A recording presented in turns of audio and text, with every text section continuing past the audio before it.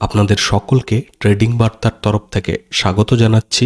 আর আমাদের যে intraday trading strategy series চলছে সেটার আজকে পার্ট 7।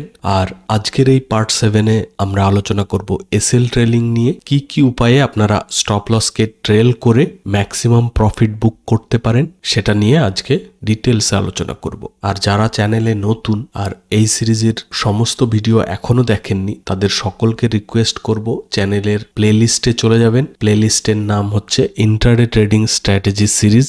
সেখানে দেখবেন টোটাল 7টা মতো ভিডিও থাকবে, তার মধ্যে 5টা হচ্ছে ডিফারেন্ট টাইপের স্ট্র্যাটেজি, একটা স্টক সিলেকশন এবং একটা স্টপ লস ট্রেলিং এর উপর, যেটা আজকে বানাচ্ছি। আর এই 5টা যে স্ট্র্যাটেজি নিয়ে আমি ডিসকাস করেছি প্রত্যেকটা কিন্তু অন্য রকমের, এবং একটা স্টকের যে মুভমেন্ট হতে পারে, যেমন কোনো স্টক কোনো রিট্রেসমেন্ট না নিয়ে কন্টিনিউ আপ মুভ বা কোনো কন্টিনিউ ডাউন মুভ, সেগুলোকে কিভাবে আপনি ট্রেড করতে পারেন সেটার উপর স্ট্র্যাটেজি আছে। কোনো স্টক ধরুন কন্টিনিউ যাচ্ছে, একটা রিট্রেসমেন্ট নিচ্ছে, সেই রিট্রেসমেন্ট থেকে যখন এই টপে আবার মুভমেন্ট দিতে পারে সেইটাকে ক্যাপচার করার জন্য একটা স্ট্র্যাটেজি। বা ধরুন কোনো স্টক এরকম নিচের সুইংকে ব্রেক করে যখন আবার নিচে যাবে সেটাকে কিভাবে ট্রেড করবেন, বা রিট্রেসমেন্ট নিয়ে যখন ব্রেকআউট করবে সেটাকে কিভাবে ট্রেড করবেন। প্রত্যেকটার জন্য আলাদা আলাদা আমি স্ট্র্যাটেজি বানিয়ে দিয়েছি, যাতে আপনারা একটা স্টকের যে কোনো মুভমেন্ট হলে সেটাকে আপনারা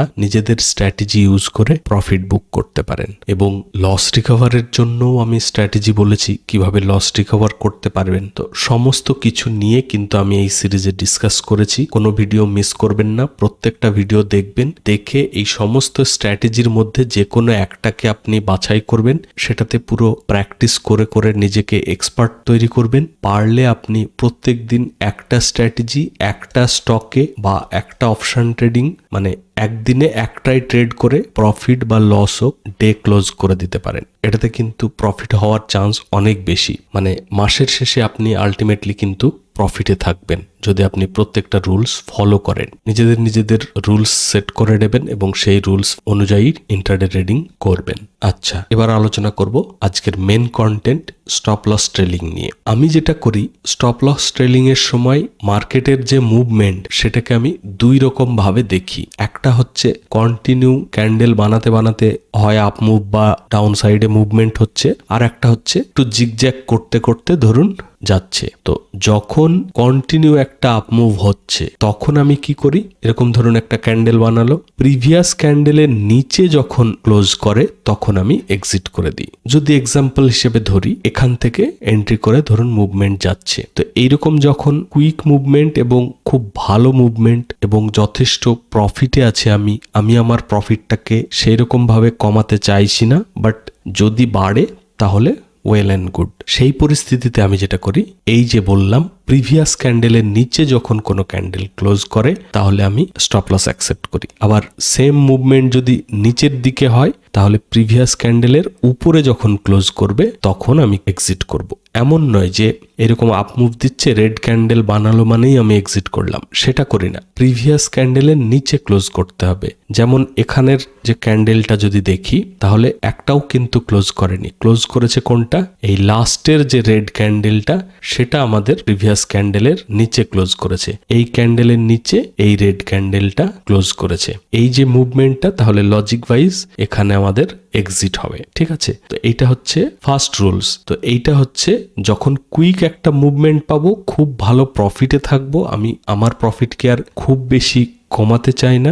যদি কিছুটা বাড়ানো যায় তো খুবই ভালো, বাট আমি খুব বেশি আর এই প্রফিটকে যেতে দেব না। তখন আমরা এই প্রিভিয়াস ক্যান্ডেলের নিচে ক্লোজ করলে তখন এক্সিট করব। এমন নয় যে নিচে আসলো বাট ক্লোজিংটা দিল উপরে, যেমন এই ক্যান্ডেলটা, এরকম হলে কিন্তু এক্সিট করব না। প্রিভিয়াস ক্যান্ডেলের নিচে ক্লোজ করতে হবে। ঠিক আছে, তো এই হচ্ছে লজিক। যখন বাই সাইডে থাকবো, প্রিভিয়াস ক্যান্ডেলের নিচে ক্লোজ করলে আমরা এক্সিট করব। যখন সেল সাইডে ট্রেড করব, এসএল ট্রেলিং করতে করতে যখন প্রিভিয়াস ক্যান্ডেলের উপরে ক্লোজ করবে তখন আমরা স্টপ লস অ্যাকসেপ্ট করব। ঠিক আছে, নেক্সট কি করি, যখন খুবই ডাইসি মার্কেট থাকে, মানে আমার সাইডে ট্রেড তো যাচ্ছে, প্রফিটেই যাচ্ছে, বাট আপ ডাউন জিগজ্যাগ করতে করতে যাচ্ছে, তো তখন আমি যেটা করি ইএমএ ইউজ করি। কত ইএমএ?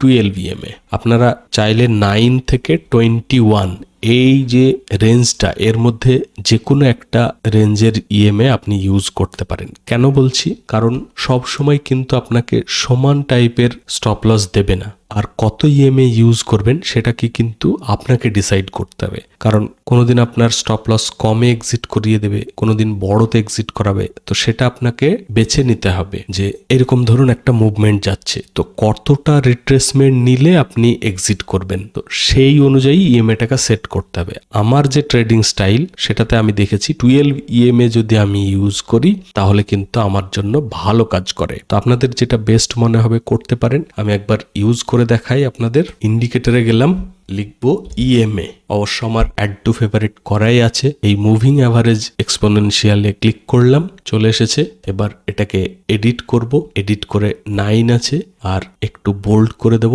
কালার চেঞ্জ করলে করতে পারেন, 9 এর জায়গায় 12 ইউজ করব। ঠিক আছে, আপনারা আপনাদের নিজেদের মতো সেট করে নেবেন। আমি ইউজ করি 12 ইএমএ। দেখুন নিফটির এই যে মুভমেন্টটা দেখছেন আজকে হচ্ছে 13 তারিখ। তো আজকের এই মুভমেন্টটা দেখে এখানে যেমন দেখুন এই যে মুভমেন্টটা চলছিল, এখানে কিন্তু 12 ইএমএ আপনাকে এক্সিট করিয়ে দেবে, কিন্তু মুভমেন্টটা দেখুন কত সুন্দর, মানে পুরো মুভমেন্টটা কিন্তু মিস।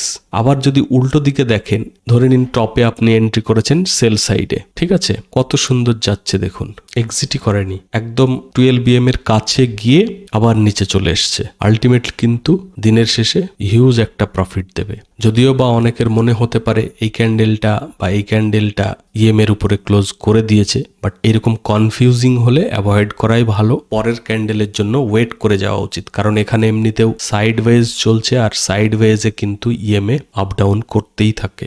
এরকম সিচুয়েশন হলে এরকম বক্স প্যাটার্ন করে আপনি যখন ব্রেকআউট বা ব্রেকডাউন করবে সেটার উপরে ডিসিশন নিতে পারেন। যদি আপনি সেল সাইডে থাকেন তাহলে এরকম বক্সের উপরে ক্লোজ হলে তখন এক্সিট করবেন। তো এই জিনিসগুলোও একটু নিজেদের মতো মডিফাই করে নিতে হবে, ঠিক আছে। আর স্টপ লস অ্যাকসেপ্ট করবেন কিভাবে? যখন এই 12 ইএম এর নিচে ক্লোজ করবে, মানে আপনি যখন বাই সাইডে আছেন তখন কোনো ক্যান্ডেল এই 12 ইএম এর নিচে যদি ক্লোজ করে তাহলে আপনাকে স্টপ লস অ্যাকসেপ্ট করতে হবে। যেমন এই রেড ক্যান্ডেলটা এই ইএম এর নিচে ক্লোজ করেছে, ঠিক আছে। আবার যদি এখানে দেখেন, সাপোজ এখানে আপনি এন্ট্রি করলেন, এই ক্যান্ডেলটা নিচে এসেছিল বাট ক্লোজিং কিন্তু উপরে হয়েছে, তার মানে এখানে কিন্তু এক্সিট করা যাবে না, আপনাকে এক্সিট করতে হবে এখানে, এই ক্যান্ডেলটা নিচে ক্লোজ হয়েছে, ঠিক আছে। আবার যদি সেলিং সাইডে দেখেন, যদি ধরেন এখানে সেল করেছেন, আপনার ট্রেন্ড কন্টিনিউ চলছে, এই যে ক্যান্ডেলটা উপরে ক্লোজ করেছে এখানে আপনাকে স্টপ লস অ্যাকসেপ্ট করতে হবে। তো এইরকম ভাবে ইএমএ দিয়েও কিন্তু আপনি এসএল ট্রেল করতে পারেন। আর এন্ট্রির জন্য তো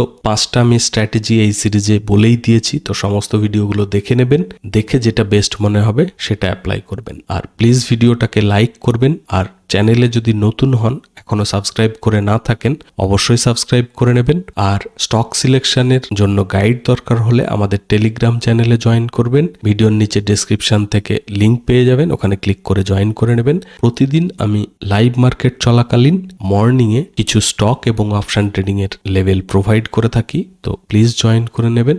আর এই ইন্ট্রাডে ট্রেডিং স্ট্র্যাটেজি সিরিজের আজকে 7 নম্বর ভিডিও, এবং আমার মনে হয় এই আজকের ভিডিওতেই এই সিরিজটা কমপ্লিট করা উচিত, কারণ এখানে কিন্তু স্টক সিলেকশন বলুন, স্ট্র্যাটেজি বলুন, আজকের এসএল ট্রেলিং বলুন, সমস্ত কিছুই কিন্তু কভার হয়ে গেল। কিছু যদি বাদ গিয়ে থাকে তো আপনারা কমেন্ট করবেন, তাহলে এই সিরিজেই আমি আরো একটা ভিডিও বানিয়ে দেবো। আপনাদের কেমন লাগলো পুরো সিরিজটা কমেন্ট করে অবশ্যই জানাবেন, এবং নেক্সট সিরিজ কিসের উপরে বা কি কনসেপ্টের উপরে আপনারা দেখতে চান সেটা অবশ্যই কমেন্ট করে জানাবেন। ভিডিওটা আমি এখানেই শেষ করব। আপনারা সকলে ভালো থাকবেন। Thank you, bye by.